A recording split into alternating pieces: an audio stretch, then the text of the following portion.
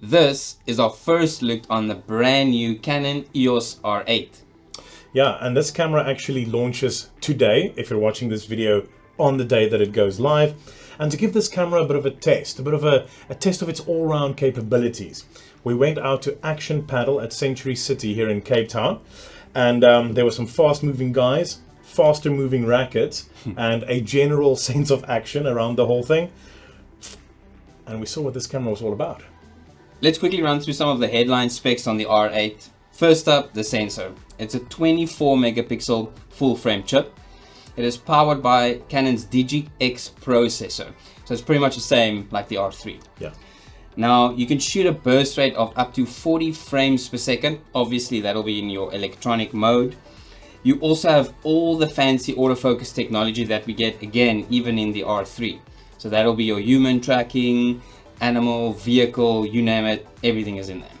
Yeah, and then on the video side of things, you have 4K at a maximum of 60 frames per second.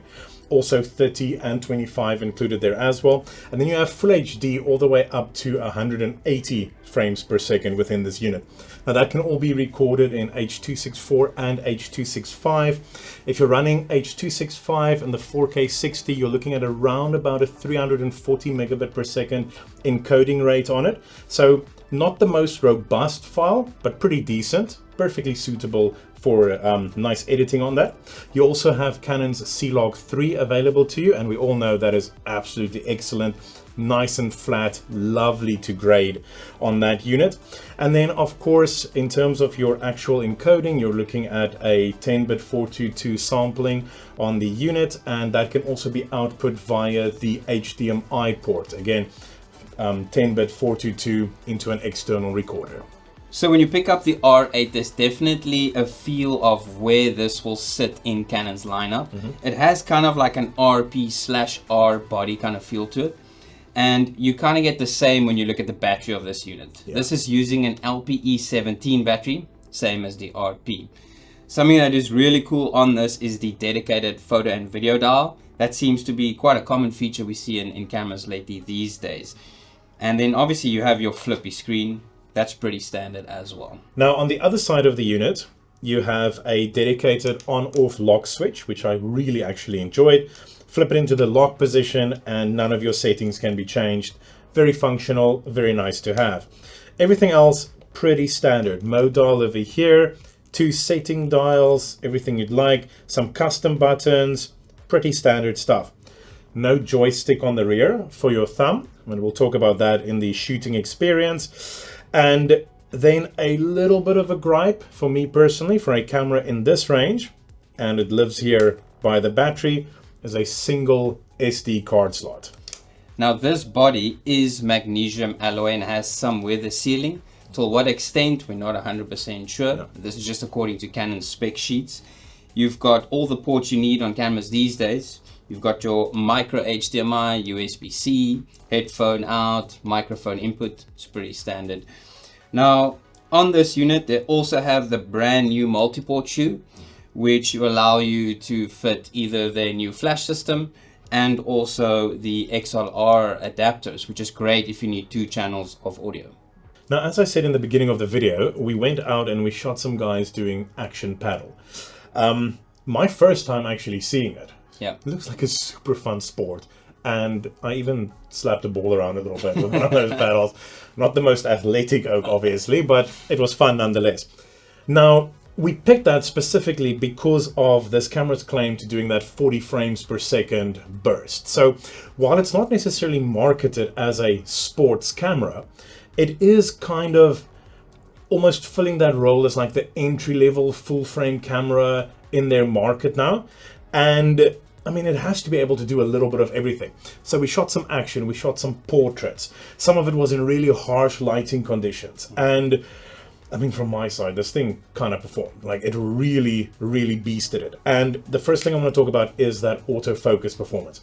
Now, you mentioned that it's coming down, that autofocus system we first saw on the R3, coming all the way down, getting kind of, in my opinion, perfected in the R6 Mark II. I mean, it's phenomenal in there. And over here, to me, it feels exactly like the R6 II system. it locks onto a face like it's nobody's business, and it stays locked on. There was a specific scenario where I was sitting in front of the net shooting with the 24-70 at 24mm, so completely wide, shooting up at the player, and he was kind of like off in the distance, really small in the frame with a really busy background, and it did this really interesting thing. So halfway press to get that focus to lock, it gives you little blue blocks everywhere kind of as it's trying to figure out, and then it locks onto this little frame within the image, and it goes like full on the body and then face and then eye, and it is so quick and so clever at locking that on.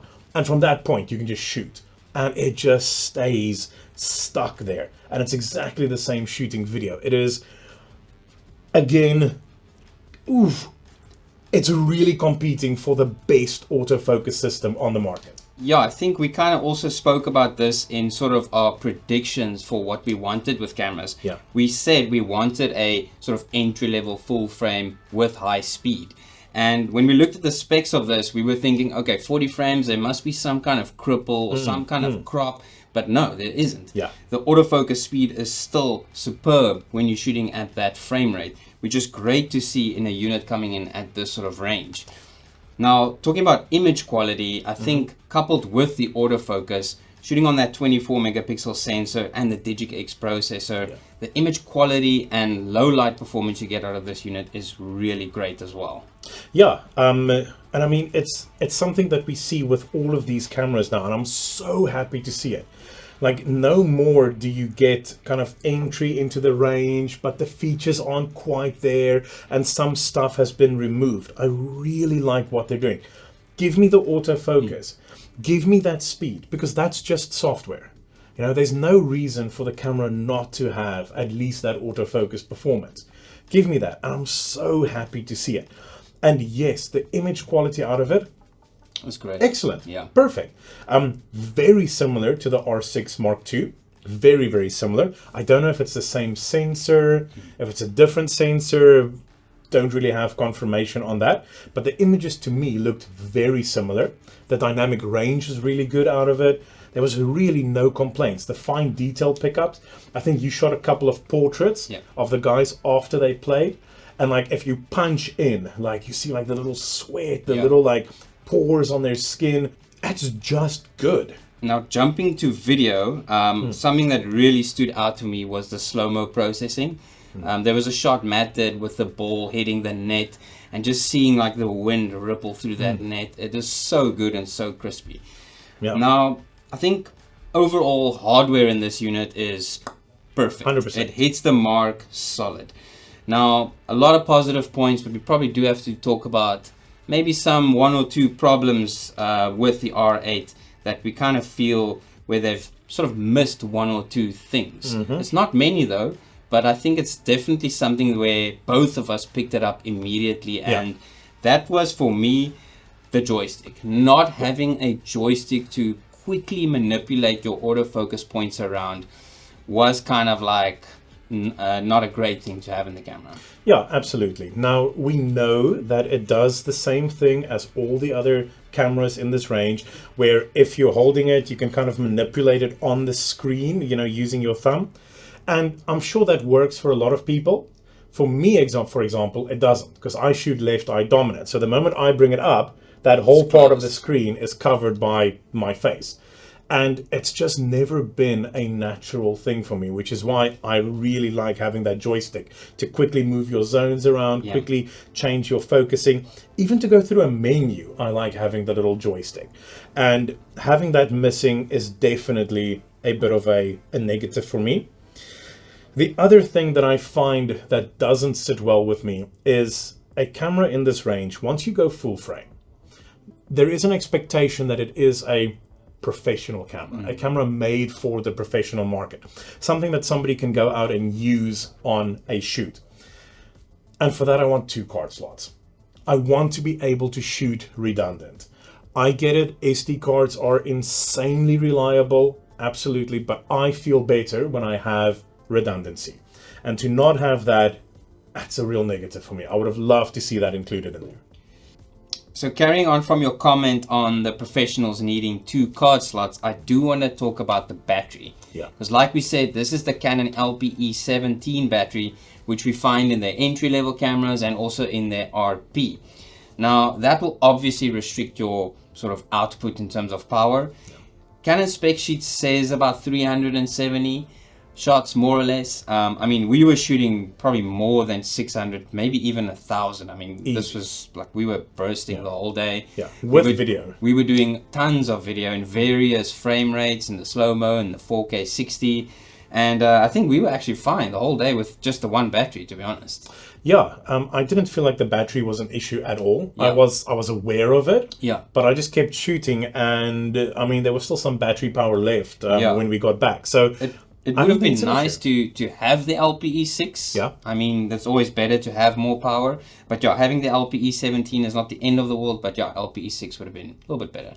LPE6, even just for the fact that then it would have forced them to have a slightly bigger grip. Yeah, for sure. You know, because that would have maybe helped a little bit.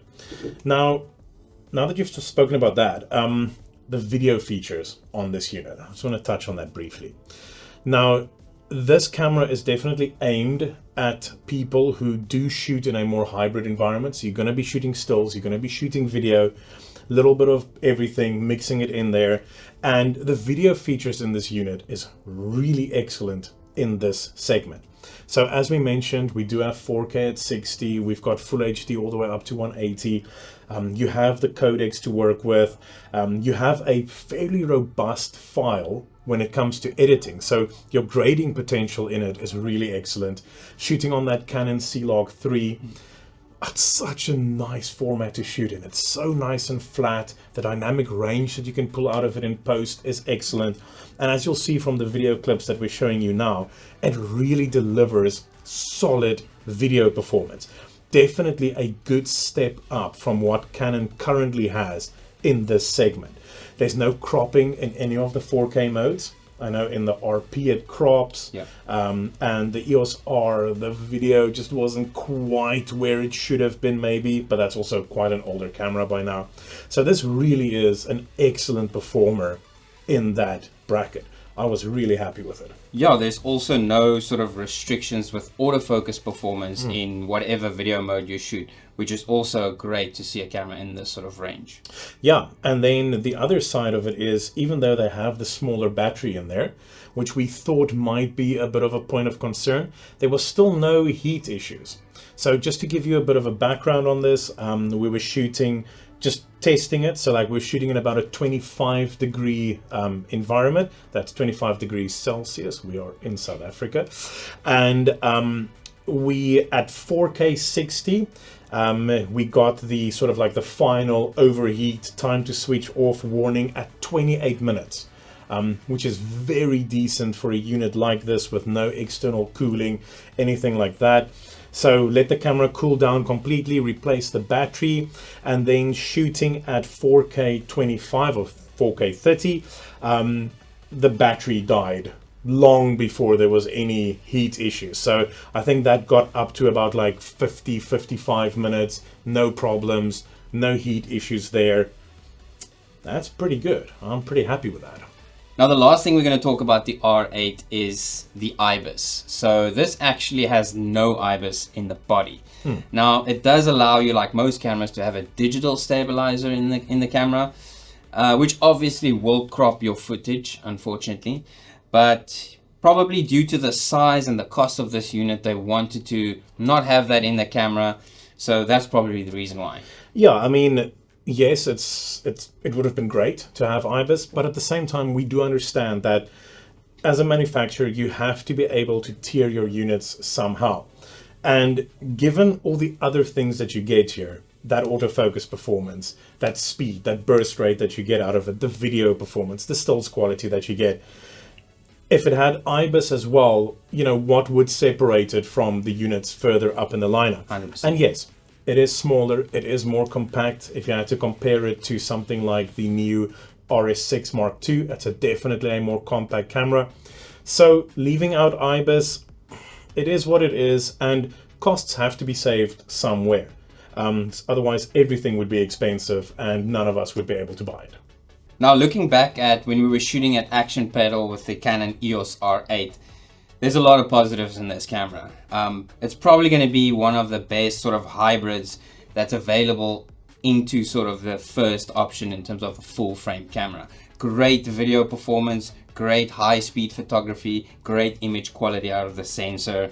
Maybe like one or two issues with the body, but I think the hardware of this unit is extremely capable, and that makes this a great contender for a professional.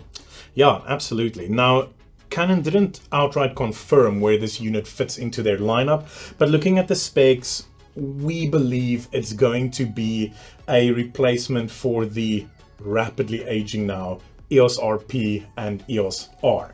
So the R came out in 2018, I believe, and the RP was 2019. So those cameras definitely due for a replacement. And given where the R6 sits and then your R5 and that, I don't really see them doing two models in that kind of like entry into the full frame bracket.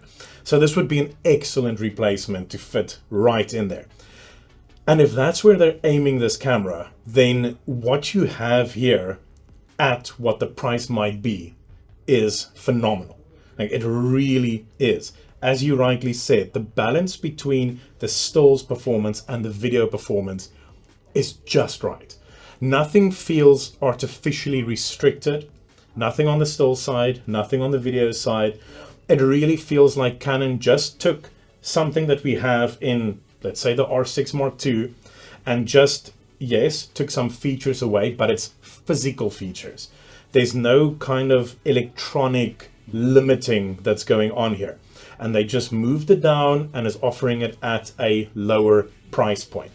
And yes, there are some things that we would have liked to see. A bigger battery, dual card slots, IBIS, but all of those things cost more. And all of those things are available in a more expensive camera. Like the R6 Mark II. Exactly. So if you need those features, that's the camera that you need to be looking at. But if you are entering the market, even if you're coming off a, let's say, a Canon 90D, a 80D, a 7D even, you know, and you want to upgrade into their mirrorless lineup, and you've been waiting for that full frame option that literally gives you a bit of everything, but without blowing the budget completely out of the water. This is a phenomenal little piece of kit to look at, and I'd love to see how this pans out over the next couple of months, because obviously the unit we have here is a sample, and there might be some firmware changes and that kind of thing happening. But from what we saw, what I saw, what was experienced here, it's a brilliant little camera. Thanks for watching our preview on the brand new Canon EOS R8. We would also like to thank our friends there at Action Padel Century City for hosting us. It's a really great spot. You must go check it out. Yeah, guys, and we would like to know from you whether the EOS R8 is what you expected, because this was all over the rumor sites, and a lot of the rumors pitched this unit a lot lower than what it seems to have come out at. So let us know in the comments down below what you guys think. And as always, if you like the videos we produce, please don't forget to like and subscribe to our channel. It really helps us out a lot. And until next time, guys, cheers.